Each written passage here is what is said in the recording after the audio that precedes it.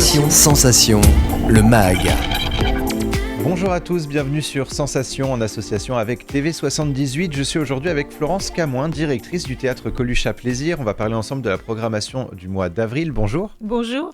Alors on va commencer tout de suite avec la programmation. Le 2 avril, vous accueillez le spectacle Est-ce que j'ai une gueule d'Arletty ? C'est un spectacle musical qui retrace la vie de Léonie Battia, alias Arletty, une actrice et chanteuse française du XXe siècle. Pourquoi avoir choisi de programmer ce spectacle au théâtre ? Parce que c'est un vrai coup de cœur musical, d'humour, d'énergie. La comédienne Élodie Menand qui joue Arletty donc dans son jeune âge, c'est-à-dire qu'elle arrive à Paris, elle est absolument totalement inconnue. Comment elle va traverser cette période de sa vie et devenir la superstar, le monstre sacré du cinéma français. Elle va beaucoup jouer au théâtre aussi. Elle va montrer qu'elle a une voix totalement exceptionnelle. Hein. Atmosphère. Donc elle est vraiment une sorte de réincarnation. Elle va rencontrer des Louis Jouvet, enfin tous les grands cinéastes de l'époque. Elle va monter en puissance et c'est assez fascinant ce spectacle parce qu'il est joué par des jeunes comédiens qui ont une énergie, qui dégagent une énergie extraordinaire. C'est musical, c'est dansé. Elle danse, cette Élodie Menand. Elle a tous les talents. En fait, c'est les grandes comédiennes de demain. Elle est en train de devenir de plus en plus connue. Je crois que d'ailleurs le spectacle a eu un Molière, ou au moins une nomination Molière dans la catégorie spectacle musical. Énorme carton à Paris et au Festival d'Avignon, donc je ne pouvais pas ne pas l'amener au Théâtre Coluche. Alors on va écouter justement un extrait de la bande-annonce du spectacle et on poursuit juste après. 3, 2, 1...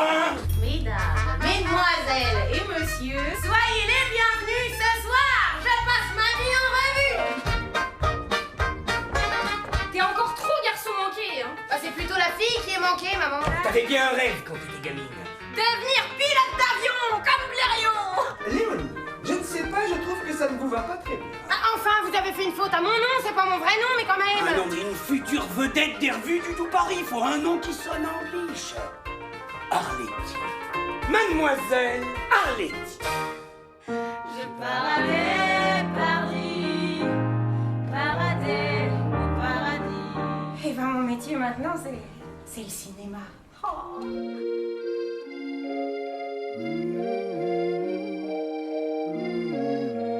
Ah, que la guerre me semble loin quand je suis avec vous. Qu'est-ce qui se passe?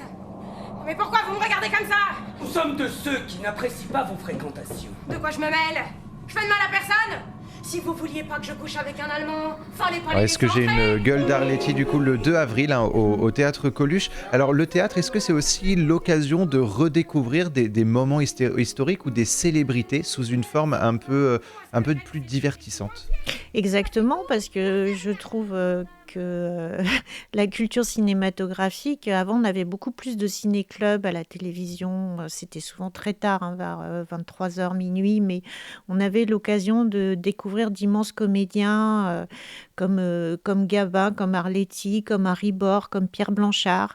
Moi j'ai été bercée gamine par ces films en noir et blanc et voilà, ça m'a tellement marqué que je suis encore aujourd'hui dingue de cinéma, même si ma première passion c'est le théâtre et je trouve qu'il y avait un talent génialissime, il y avait une image génialissime et découvrir ces comédiens, mais c'est essentiel. Aujourd'hui, la jeune génération ne sait même pas qui est Jean-Paul Belmondo, quoi. Donc c'est quand même hyper récent, ils viennent à peine de nous quitter et c'est vrai que pour moi le cinéma et l'évolution du cinéma, surtout à l'époque on a des suites, hein. Il y a la suite il y a un nouveau West Side Story, il y a un Scream qui vient de sortir, mais si on n'a pas l'historique et toutes les références, parce qu'aujourd'hui le cinéma il est très dans la référence. Donc c'est pareil au théâtre, on a besoin de se nourrir des références et au théâtre on a moins de traces. Le cinéma on a les bandes les films depuis Méliès, mais aujourd'hui le théâtre est filmé un petit peu aujourd'hui, mais pas autant que il n'y a pas l'historique Et donc, c'est important de retrouver ces personnages. Et alors justement, une autre personne qu'on va découvrir ou redécouvrir sur scène et qu'on a connue à la télé, c'est Alex Lutz qui jouera son one-man show le 5 avril. Pratiquement tout le monde connaît l'humoriste, mais on va faire une petite piqûre de rappel. Qui est Alex Lutz et que va-t-on découvrir ? Alex Lutz, c'est un personnage multiforme. Hein. Il a commencé en faisant des petites séries humoristiques à la télévision. Il a fait, je pense, ses premiers one-man shows très très tôt. Et c'est surtout un acteur de cinéma extraordinaire, exceptionnel. Hein. Son dernier film, alors le titre c'était un prénom, je ne me rappelle plus, mais là je ne pourrais pas vous aider. extraordinaire, énorme succès. Voilà, il vient d'en faire un sur une star du tennis qui s'en sort pas, qui commence avec un gros handicap. Enfin, et puis ces shows, c'est en fait un acteur de composition. Donc il est capable d'interpréter tous les personnages, aussi bien une vieille grand-mère qu'un coiffeur de salon de beauté. Il nous embarque à chaque fois dans une histoire différente. Et alors là, la cerise sur le gâteau, c'est qu'au Théâtre Coluche, on va avoir un magnifique cheval blanc sur la scène du théâtre qu'il va monter, parce que c'est aussi un très très grand cavalier. Et là, il y a un immense moment de magie, parce que dans le précédent spectacle, c'était lui qui faisait le cheval. Là, il fait les deux. Hein, il fait le cheval et après, il nous amène ce cheval complètement magique. Magique, oui, c'est comme on a l'impression qu'il n'est pas vrai tellement il est beau. C'est une magie du coup à retrouver. Le 5 avril, on poursuit avec le 8 avril. C'est un spectacle à partir de 12 ans. La pièce Foutue guerre retrace le quotidien du commandant Sylvain Raynal, du soldat Pierre Froger et de 9 autres personnes qui ont vécu la Première Guerre mondiale. Comment se compose la pièce et quel est le récit de ces personnages historiques ? Alors déjà, c'est une histoire vraie, hyper émouvante. J'avoue que j'ai vu la pièce plusieurs fois, je pleure à chaque fois à la fin parce que c'est une vraie histoire de courage. Et en fait, le fort de Vaux, à l'époque, c'était le dernier rempart contre l'envahisseur. Mais sauf qu'il n'y avait pas d'armes, il n'y avait aucune défense. Donc, qu'est-ce que les généraux ont décidé ? C'est d'envoyer dans ce fort des bras cassés. Donc, le commandant Raynal se remettait à peine d'une blessure de guerre et on lui dit « Allez, défendez ce fort ne serait-ce que 24 heures, débrouillez-vous, mais grâce à ça, vous allez sauver la France. » Or, il était tellement doué, inventif, ce commandant Raynal, qu'il a réussi à fédérer autour de lui tous ses bras cassés. Et ils ont réussi à repousser les Allemands pendant, je crois, 8 jours.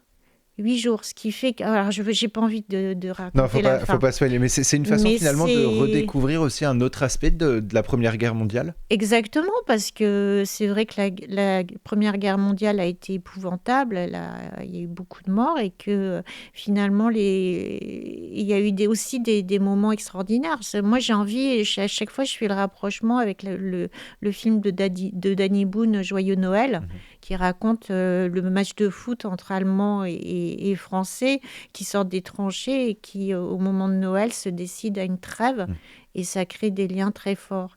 Mais c'est ça, ce qu'il faut raconter, c'est qu'il y a l'être humain avec tous ses aspects mauvais, mais il y a aussi l'être humain avec tous ses aspects positifs dans des moments d'extrême difficulté, d'extrême gravité. Et j'aime bien que la guerre soit racontée dans les moments d'humanisme. Et en fait, ce que raconte cette pièce, c'est ça. Donc, on est complètement transporté parce qu'il y a un suspense énorme d'un bout à l'autre de l'histoire, parce qu'ils sont vraiment acculés. Et ça nous raconte comment ils arrivent avec quelle ingéniosité ils arrivent à s'en sortir. Et c'est exceptionnel. Et alors, on va finir la première quinzaine d'avril avec la compagnie Machine de Cirque qui s'invite au Théâtre Coluche pour jouer le spectacle La Galerie. Alors, quel est rapidement le programme de cette soirée ? C'est du cirque exceptionnel, quoi. C'est un peu le Cirque du Soleil, c'est les meilleurs, ils viennent d'Amérique, hein. On les fait venir de loin. Et puis là, ils ont une idée géniale, je trouve, c'est qu'ils parlent de galerie d'art, de peinture, donc ça finit par un grand... de la peinture partout, donc ils vont peut-être repeindre le théâtre, je ne sais pas. C'est en même temps, ce qui est agréable avec eux, c'est que ce sont des comédiens qui sont extrêmement drôles, c'est tout le temps dans la dérision. Et puis, les prouesses acrobatiques sont vertigineuses. Alors justement, si on veut du cirque, de la danse, du rire, du théâtre historique, ça sera au théâtre Coluche. On peut retrouver plus d'informations sur le site tec-plaisir.fr. On reparlera dans une autre émission du festival VTT qui aura lieu en mai. Merci beaucoup Florence Camoin d'avoir été avec nous sur Sensation. Et pour revoir ou réécouter cette émission, rendez-vous sur notre site et application Radio Sensation.